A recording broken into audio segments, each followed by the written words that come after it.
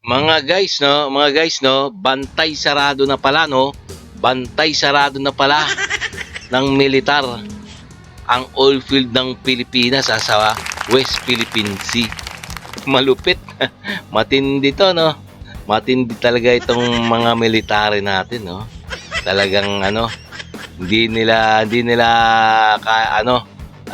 kumbaga hindi nila paaagaw sa mga Chekwa yung bago nating tuklas na langis dyan sa West Philippine Sea.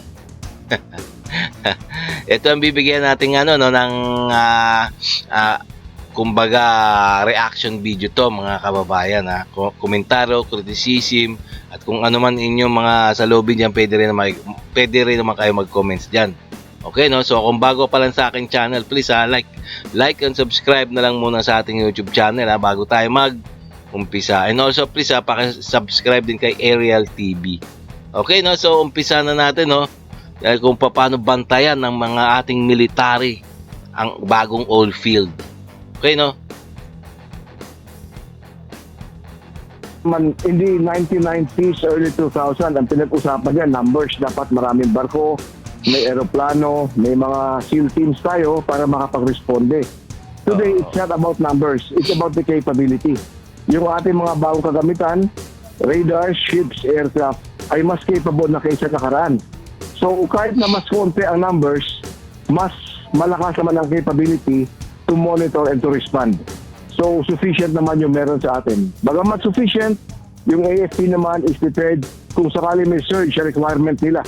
Makapagbigay pa naman tayo ng karagdagang assets. At yung pipeline naman napuntahan natin yan. Opo. Kasama sa pinapatolyahan natin yan dati.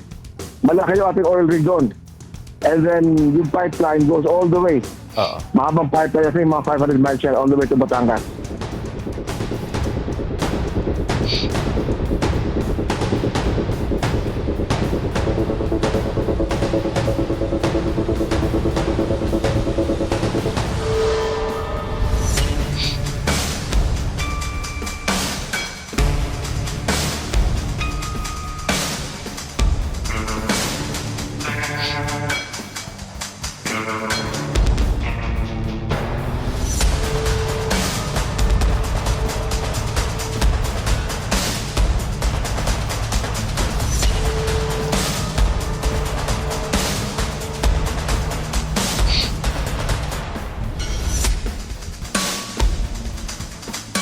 That is why we have to secure itong mga national treasures nito.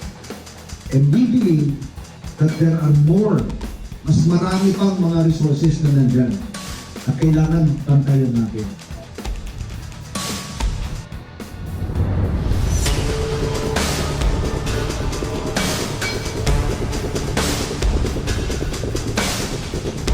Itong Malampaya project, this has been there for the past almost 30 years. Opo. Na ay ginabang tayo sa mga natural deposits yan. And yung AFP ay nag-establish in the mid-1990s ng Joint Task Force to secure yung ating exploration and yung exploitation effort dun sa Malampaya. And kamakailan lamang may na-report tayo na bagamat paubos na naman ng Malampaya, meron isang oil well, may mga deposits sa east of that Malampaya project na tinatawag natin Malampaya East 1. Ito ay may laman na I think 95 billion na liters of natural gas and oil.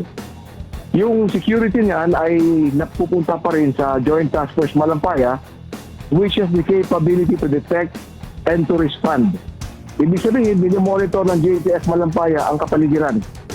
Pati yung ating submerged na oil pipeline that goes all the way to Batangas.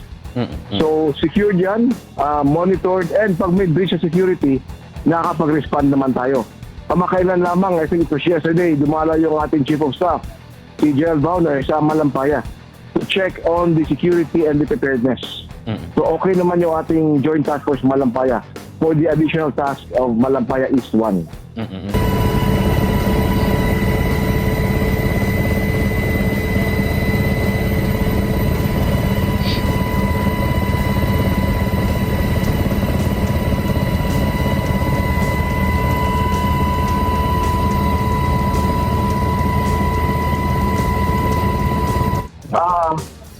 Ang marami naman na naitala natin in the past, yung mga fisher folks, yung mga barko, Opo. na establish naman yung pipeline na yan and merong notice to mariners na wala namang kumbaga mag-ali-aligid sa ibabaw ng pipeline. Bagamat malalim yun, hindi natin alam. Baka may mga trolling activities, baka may mga activities sa taas na makaka-disturbo, makakatama, makakasira sa ating pipeline.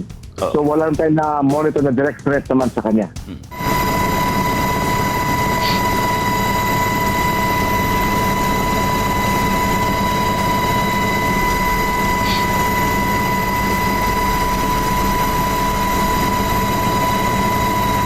Yung ating pinaka-offshore patrol vessel number 1 na dumating, there are 6 of these for delivery. Ito yung pinaka-unang dumating. May isa pa this year. Opo. Ito ay mapupunta sa mga naval operating forces natin. Hindi pa natin masasabi sa ngayon kung anong naval operating force. But ito ay dagdag pwersa natin. Yung sinasabi ko na mas capable yung mga barko na bago. So this will greatly enhance our operational reach. Mas malayo ang marating, mas malawak ang makover sa monitoring.